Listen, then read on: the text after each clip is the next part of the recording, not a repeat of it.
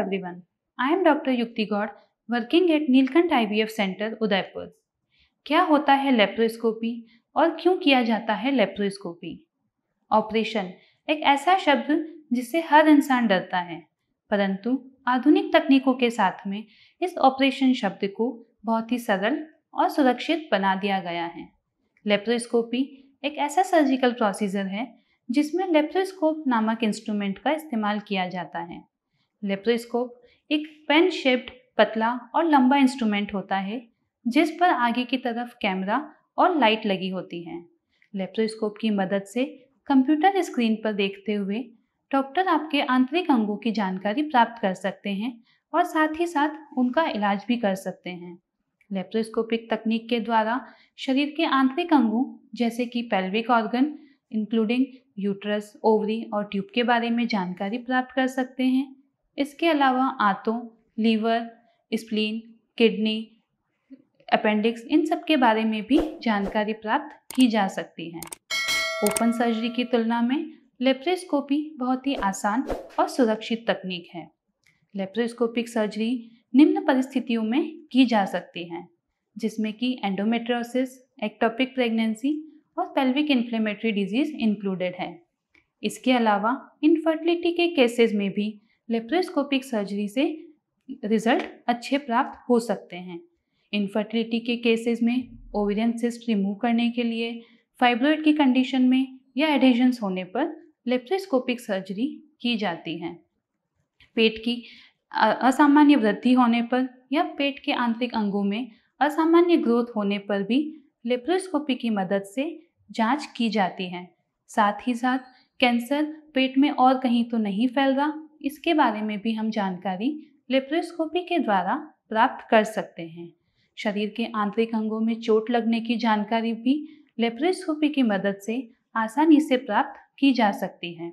Laparoscopy तकनीक के द्वारा शरीर के कुछ अंगों जैसे uterus, ovary, tube, gall bladder और अपेंडिक्स को रिमूव करने के लिए भी किया जाता है।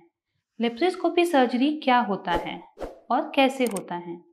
मरीज की मेडिकल कंडीशन के अकॉर्डिंग मरीज को एनेस्थीसिया दिया जाता है और एनेस्थीसिया देने के बाद मरीज के पेट पर एक छोटा सा चीरा लगाया जाता है।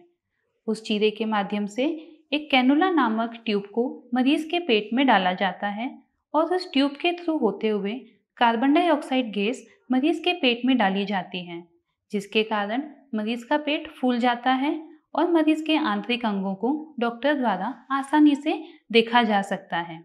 इसके बाद दूसरा चीरा लगाकर लेप्रोस्कोप इंस्ट्रूमेंट को मरीज के पेट में डाला जाता है और इसमें लगे कैमरे के द्वारा स्क्रीन पर देखते हुए मरीज की जांच और उपचार किया जाता है। लेप्रोस्कोपिक सर्जरी कंप्लीट होने के बाद इन सारे इंस्ट्रूमेंट्स को पेट से निकाल दिया जाता है और लगाए गए चीरों को टाँकों और सर्जिकल टेप की मदद से बंद कर दिया जाता है। मरीज को लेप्रोस्कोपिक सर्जरी के बाद कब डिस्चार्ज करना होगा वो उसकी मेडिकल कंडीशन पर डिपेंड करता है, परंतु ज़्यादातर लोगों को अगले दिन डिस्चार्ज किया जा सकता है। लेप्रोस्कोपिक सर्जरी एक सरल, सुरक्षित और एक आसान तकनीक है जो कि पेशेंट के लिए बहुत ही कंफर्टेबल रहती है। इसके अलावा मरीज को सर्जरी के दौरान एनेस्थीसिया दिया जाता है, जिसके कारण मरीज को कोई दर्द नहीं होता है। मरीज को दिए गए चीरे बहुत ही छोटे होते हैं, जिससे कि ब्लीडिंग का खतरा कम से कम या ना के बराबर होता है। साथ ही साथ टाँकों में होने वाले इन्फेक्शन में का खतरा भी बहुत कम होता है।